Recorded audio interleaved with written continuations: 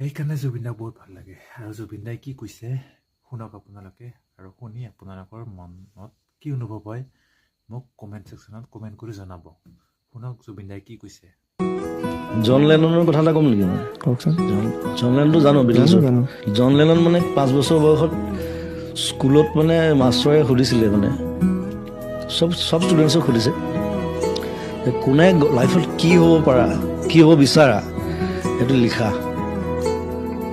what you want to be in life just write it down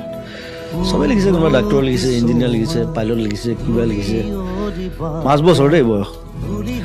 জন লেননে লিখিছে happy 5 বছৰ বয়সতে পিছত লেননে কৈছে যে মোৰ টিচাৰে কথাটো বুজি নাপালে তেতিয়া মই লিখিছিলোঁ মোক সুধিছিলে কথাটো হেপী ইন লাইফ